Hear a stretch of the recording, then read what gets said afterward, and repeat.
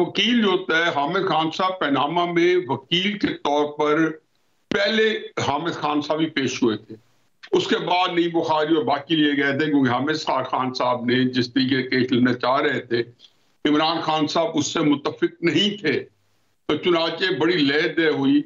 और ये उसी दौरान ही है जब हामिद खान साहब ने जो डॉक्यूमेंट दिए, तो वन ऑफ द जजेस जो हैं शायद अजमत सईद साहब थे, उन्होंने कहा ये तो पकोड़े तलने के कागज आपने हमें पकड़ा दिए हैं।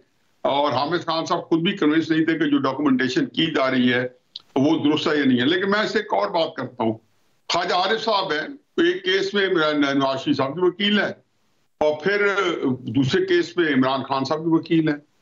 अब ये जो चीज होती है वकालत करना जो है, उससे वकील का आप नहीं बना सकते, क्योंकि मेरे खिलाफ जो बंदा नहीं, मैं उसमें एक बात कर रहा हूँ, वकील होता है, वो बिल्कुल आप ठीक कह रहे हैं, लेकिन वहां पे जो कत्ल किया वो उनके दलाइल सुन के उनकी जो पिटीशन दायर की थी, डिस्क्वालिफिकेशन ही मांग रहे थे ना नवाज शरीफ की। उन्होंने मांगनी है नहीं, डिस्क्वालिफिकेशन नहीं मांग रहे थे वो, आप पूरा केस पढ़े। तो ये एक और केस था कि डिस्क्वालिफिकेशन हुई है, वो थे कि जी इस केस को नैब के अंदर जाना चाहिए नहीं जाना चाहिए, एक मेंटेनेबिलिटी मांग रहे थे। उस वक्त मेंटेनेबिलिटी के चक्कर जो थी वो डिस्क्वालिफिकेशन के हवाले से थी कि नवाज शरीफ नहीं थी। आप जब डिस्क्वालिफिकेशन तो फिर बात हुई जब 10 वॉल्यूम आए, मैं तो पिटीशन दायर करने की बात कर रहा हूं, प्ली उसमें ये थी ना। नहीं प्ली आप देख लें, चलो मेरा ख्याल है कि हो सकता है सर, मेरा ख्याल है थोड़ा सा टेक्निकल मामला से थोड़ा सा हम वो सियासी मंजरनामे के ऊपर अगर कमेंट ज्यादा आप करें तो बेहतर है। कि उसके अंदर दो फेजेस थे, एक थी कि मेंटेनेबल है, नवाज शरीफ साहब ने उसकी खुद इजाजत दे दी कि मैं उसको मेंटेनेबिलिटी को कॉन्टेस्ट नहीं करूंगा, जैसे तरीक साहब अपने इंट्रा पार्टी फंडिंग केस में हर केस में पहले मेंटेनेबिलिटी हर चीज में कॉन्टेस्ट कर दिया। नवाज शरीफ ने ब्लैंक चेक दे दिया था, वो एक लंबा केस है, मेरा ख्याल है उससे उज्जवल से निकला है। बाकी बात यह है कि हामिद खान साहब बहुत अपराइट आदमी है, असूली आदमी है, और उन्होंने आज ये बात पहली दफा नहीं कर रहे कि हमें हैरान होना चाहिए।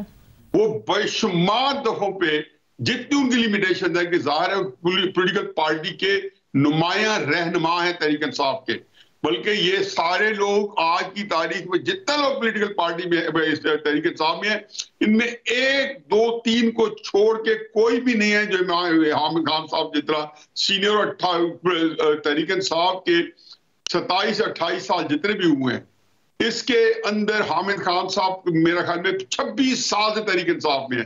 ये मैं इसकी गवाही दे और शायद हूं।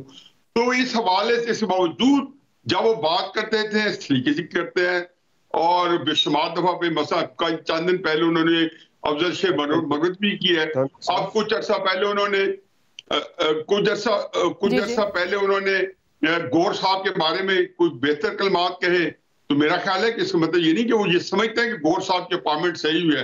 मतलब मेरे ख्याल में तो गौर साहब की जो है ये एक और बहस है कि एक मफामती अपॉइंटमेंट है जो इमरान खान साहब के कहने की अंडरस्टैंडिंग हुई है।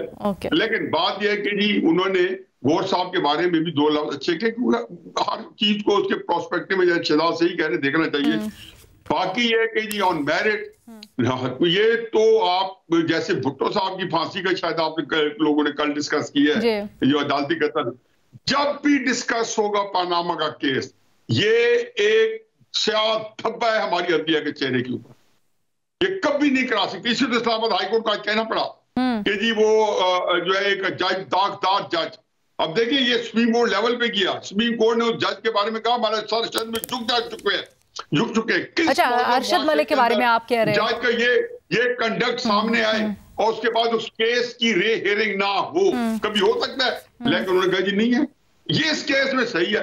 इस तरह सिंगल आउट करके विच हंटिंग जो नवाज शरीफ साहब की हुई है, मेरा ख्याल है कि ये हमारी पाकिस्तान की तारीख के जो 70 साल से बेशुमार तारीख फैसले हैं या अदलिया के चेहरों पे एक ब्लॉट है, ये उनमें से एक फैसला है। और आज अगर नवाज शरीफ साहब को इंसाफ मिल रहा है तो मैं कहता हूँ इंसाफ नहीं मिल रहा, क्योंकि नवाज शरीफ साहब की सियासत जो आपने एलिमिनेट की है वो तो नेगेटिव में चली गई है। वो तो बेचारे अब उनको कोई लेवल प्लेइंग फील्ड क्या देता है, उनको रिलीफ देता है तो कहते हैं ये लेवल प्लेइंग फील्ड नहीं है। भाई जिसने आपने एक बंदे की पॉपुलर स्टेटस छीन ली, जिस वजह से मर्जी छीनी, क्योंकि आपके मिजाज जार में ये आ गया कि हमने हिंदू सियासत नहीं करने देनी, ये नवाज शरीफ साहब के साथ सलूक किया। कौन दुनिया, मैं कहता हूँ नवाज शरीफ साहब तो खुद भी कहते हैं हमें ये इंसाफ दे। मैं कहता हूँ मियां साहब आपको कोई बंदा इंसाफ नहीं दे सकता। आप यकता थे 2016-17 में लगता था कि मेरिट के ऊपर आपका कोई बंदा मुकाबला नहीं कर सकता था। अच्छा, कहां से उठा के खींच के उठा के उनकी गड़े में सियासत फेंक दी। जब वो वापस इमरान खान साहब वापस आए तो जाहिर है कि उनके पास एक बयानिया आ गया जो नवाज शरीफ साहब के पास था। हालात ने इतनी तंगी या इतनी सख्ती हुई, उनके साथी सारे जेलों में थे, सारे उसी तरीके समझौता करने पर तैयार हो गए। जैसे इमरान खान साहब ने आज गौर अली खान को एस्टैब्लिशमेंट को खुश करने के लिए पूरा पैनल दे लिया, अली अमीन गंडापुर और हलीम आदिल शेख सब सारे अच्छे लोग हैं, लेकिन एस्टैब्लिशमेंट के लिए कबूल है, कबूल है, कबूल है। अली अमीन गंडापुर एस्टैब्लिशमेंट को कबूल है। ये बीबी फिर मेरे साथ ये अलहदा बहस कर ले। ये आप फिक्र ना करें, इस वक्त 12-14 वकील जो है ना, जो इमरान खान साहब के लेफ्ट राइट हैं जो मिल रहे हैं, इनमें से सारे कबूल हैं। नहीं, ये वकील तो नहीं है। गंडापुर साहब तो मैंने सुना है कि वो यास्मीन राशिद और गंडापुर साहब तो हाँ, तो इनके ऊपर तो हमने सुना है कि बड़ा इतराज है। आप मुझे आज न्यूज दे रहे हैं। खाक इतराज है कि मेरा बेटा अंदर पड़ा है एहसान खान, और अली अमीन गंडापुर पकड़ा नहीं जा रहा। आप ये बताना चाह रही हैं? अच्छा, तो चलो, ये मैं आप जो है ना, बदकिस्मती मेरी है कि मैं पाकिस्तान के अंदर 71 साल उम्र में 50-52 साल मैं मुलव्वस रहा हूं, मेरे सामने चीजें बीत रही है। मैं मुल्क की एक बड़ी एक भयानक तारीख है, पता नहीं कहां हमने जाके रुकना है, कहां खत्म होना है।